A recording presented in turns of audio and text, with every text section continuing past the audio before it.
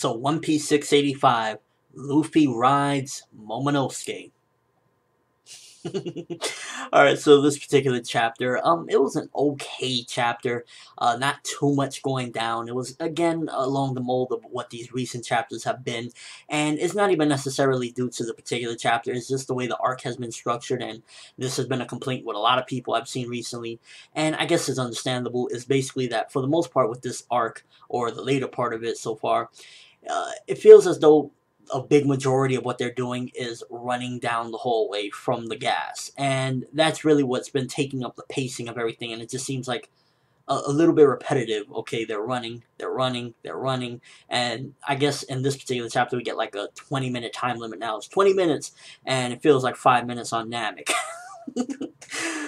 But we do learn a couple things in this chapter, and I did enjoy some aspects of it. So, for starters, I was wrong about the Momonosuke thing, and for the most part, when I said that I don't think that was Momonosuke, it was because of the dialogue coming from the character. I was expecting Momonosuke to just be like a random, 5-year-old kid. And when we got the little bit of dialogue we did last chapter, it kind of seemed as though he was more older. And I guess in this chapter we kind of learned that Momonosuke, just from the way the dialogue is coming from him and the way he's talking, he seems as though he talks a little more mature, I guess, than other kids. And he always seemed as though he was more mature. And basically we learned how he became this dragon thing. And Vegapunk, yet again, with one of his wild experiments, Vegapunk is just a madman. He was creating his own devil fruit, a man-made devil fruit, and Momonosuke, one thing led to another, him breaking into this room, and he eats it and becomes what he, is, this dragon-looking thing, and basically that's how he, becomes what he is. Now, I'm wondering, how exactly did Kinemon know that Momonosuke was a dragon, and that's what raised him when he fought that dragon? That's one thing that needs to be explained by Oda. And a couple other things as well. For starters, like, will this tip the scales one way or another if Kinemon will become a Straw Hat? And I know I keep talking about this, but I'm always looking to see which one's going to be the next Straw Hat and whatnot, and we got a couple of candidates, Mone and Kinemon. And Kinemon, after reading this chapter, is like, well, will he go with the crew to try to get his son a cure, and that will be his goal, like trying to find Vegapunk, and maybe he'll leave his son with somebody until he can find Vegapunk to get a cure? Or will he just say, I'm going to stay with my son's a dragon, I got to take care of him?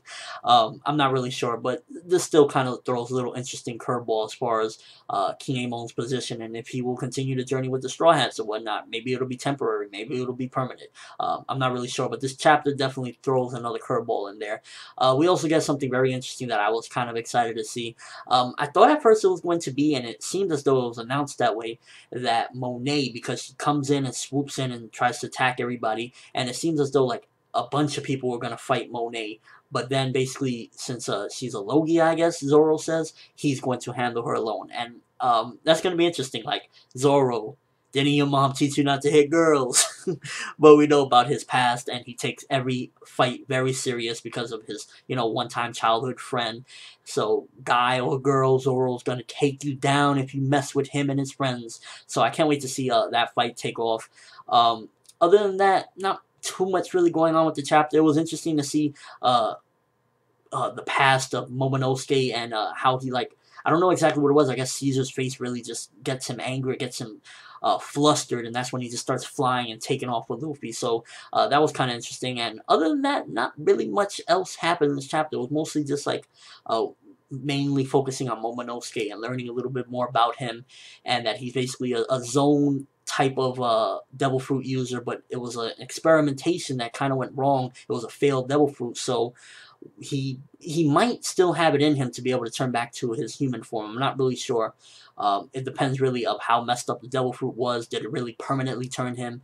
We just gotta wait and see. And I think that's going to be a catalyst to basically having Kinemon journey with the Straw Hats.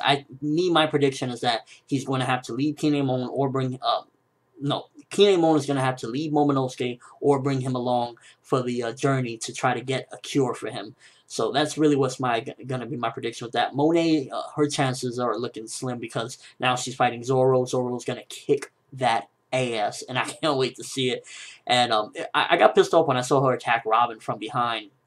I was like, are you serious? Really? You're going to attack Robin from behind? Like, yo, let those kids get away. Robin will kick your ass. Question of the day: if Mone and Robin went up against each other, you think Robin could solo her? Because seemingly Zoro's gonna have to take her on, and uh, take away the Logia factor. If Robin could actually touch her and all that other nonsense was gone, you know, the whole thing of Robin not being, if Robin had hockey, throw hockey at Robin, would she be able to take on Mone? Seemingly, from what we know of how Mone fights and whatnot. Very interesting, because I kind of wanted to see Robin bust some ass, but it looks like she's going to keep on running along with Nami and the rest of the crew. And yeah, just okay chapter. Nothing too extravagant with this one again. Hopefully the pace picks up and this 5 minutes on Namek gas will eventually, you know, make its impact known. But that's all I have for this review. Thanks for watching. Hope you enjoyed. Thumbs up if you want to see Zoro bash Mone's face in for her hitting Robin. You don't hit Robin, alright? You do not. Up in that world, and as always, people, have an awesome day.